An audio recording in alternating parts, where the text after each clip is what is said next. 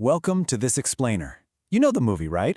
But today, we're diving into the reality behind one of Bollywood's biggest modern myths. We're going to uncover a man whose actual real-world achievements in the harsh, high-altitude deserts of the Himalayas are honestly way more compelling than any script written for the silver screen.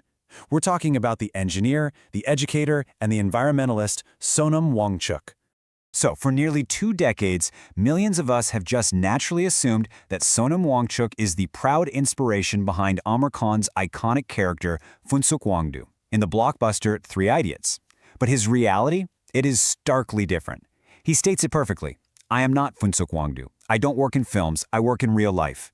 He's consistently distanced himself from the movie, pointing out he was never consulted, never gave his consent, and fundamentally just isn't proud of the association. Chapter 1: Cinema versus Real Life. Now, behind the scenes, what actually went down was a massive contrast to what Wangchuk originally wanted. In 2008, a whole year before the movie dropped, Wangchuk actually met Amir Khan in Mumbai. And he didn't pitch a quirky college comedy. He pitched a gritty, meaningful film about the Siachen conflict. He envisioned a story where ordinary people resolve the border disputes so they can redirect military budgets toward education. Khan listened. But a year later, Wangchuk was suddenly getting congratulatory emails for Three Idiots.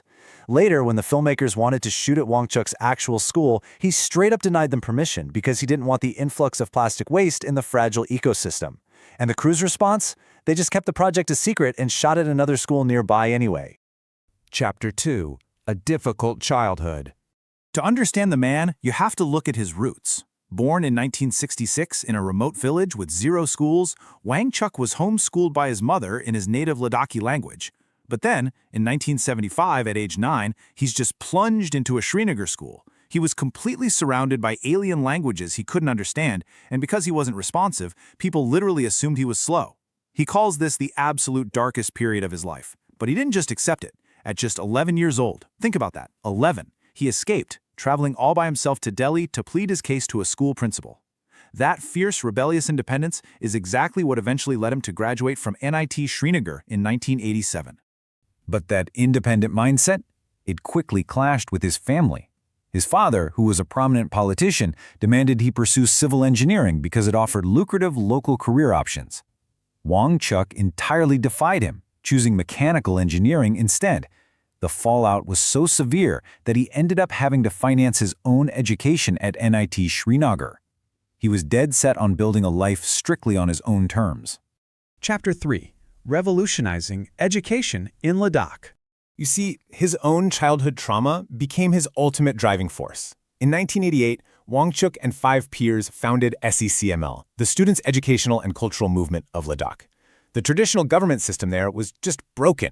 It was all rote learning in foreign languages. SECML offered a radical alternative, a totally experiential learning campus deeply rooted in the local Ladakhi language. And here is the most mind-blowing part about this place. The core admission criterion? You literally had to have failed your state exams. That's right, Wangchuk actively sought out the exact kids the system had given up on. By 1994, this grassroots movement scaled up into massive systemic change with Operation New Hope. This was a structural transformation of Ladakh's entire educational landscape built on a triangular collaboration between the government, village communities, and civil society.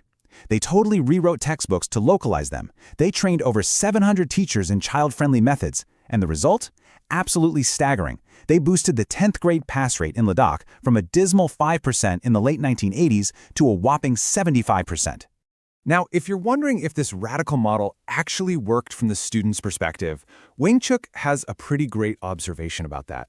He noted that the SEMOL campus was so engaging, running on solar power and hands-on creation, that, and I quote, "the harshest punishment at the school is to be sent home for 2 weeks." It was an environment where kids genuinely refused to leave. Chapter 4: Engineering for the Environment.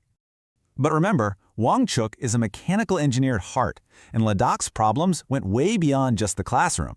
The region is a high-altitude desert, and they face severe water scarcity in the spring, which is exactly when farmers desperately need to plant crops. Well, one May, Wangchuk noticed ice lingering under a bridge, just because it was protected from the sun. That sparked a brilliant realization. If you can shade ice, it lasts. He knew that geometrically speaking, a cone offers the absolute minimum surface area to the sun while still holding a massive volume of water. And just like that, the Ice Stupa was born. The engineering behind it is so elegantly simple. It requires zero machinery and zero electricity. Water is simply piped from upstream using pure gravity. Because of the pressure buildup, the water shoots out of a nozzle into the freezing winter air and instantly crystallizes into ice as it falls. It naturally builds up into this steep cone, which minimizes sun exposure. It essentially acts as a massive frozen storage bank that melts slowly in the late spring, delivering water precisely when the local farmers need it most. 25 million. Let that number sink in. That is the number of liters of water provided to the region by over a dozen of these ice stupas. This isn't just some theoretical prototype in a lab. It is a scaled, real-world solution that has fundamentally rescued local agricultural communities from severe droughts. And his environmental engineering spans far beyond just water. He designs rammed earth solar buildings using passive solar architecture. These structures maintain a comfortable 15 degrees Celsius inside, even when temperatures plummet to -15 outside, entirely without burning fossil fuels. He's developed mobile solar-powered tents for the Indian military. He initiated Farm Stays Ladakh to boost the local economy through mothers in the villages. And in 2018, he co-founded HIAL, the Himalayan Institute of Alternatives, to bring higher-level experiential learning right to the mountains. Chapter 5. From Educator to Activist.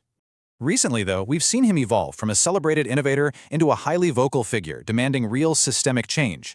Back in 2019, Wangchuk initially welcomed the Union Territory status for Ladakh. By 2020, following the Galwan border clashes, he made national headlines appealing to citizens to use their wallet power to boycott Chinese products. But by 2024, his approach intensified drastically. He stepped right into the political arena, undertaking indefinite hunger strikes for Ladakh's democratic representation and taking a really firm stand on national educational controversies. By mid-2024, Wangchuk took those protests a step further with an indefinite hunger strike. Protesting alongside groups like the uniquely named Cockroach Janta Party, his demands were firmly focused on national accountability. He called for broader examination reforms following the massive NEET medical exam paper leaks, and even demanded the resignation of the education minister. It was a severe physical sacrifice. Reports noted he lost over 8 kilograms and suffered from dropping blood pressure, literally putting his own body on the line for educational integrity. But despite this recent shift into the intense world of political activism, his decades of service remain globally celebrated. In 2018, he won the Ramon Magsaysay Award, which is often called Asia's Nobel Prize. He secured the Rolex Award for Enterprise for his Ice Stupas, the Global Award for Sustainable Architecture, and was named an eminent technologist by IIT Mandi. Now, these aren't just flashy movie awards. These are heavy-hitting acknowledgments of tangible, life-saving, real-world impact. So, as we wrap up this explainer, it leaves us with a pretty vital question to ponder. While India chases cinematic heroes on screen, are we doing enough to support the real heroes fighting for our reality? Look, Sonam Wangchuk built a university for the students left behind, literally created water out of thin winter air, and now puts his own life on the line for systemic reform. The fictional Phungsuk Wangdu is a super entertaining character for 3 hours, but the real Sonam Wangchuk is reshaping the Himalayan landscape for generations. Think about that the next time you sit down to watch a movie. Until next time, keep learning and keep looking for the real heroes.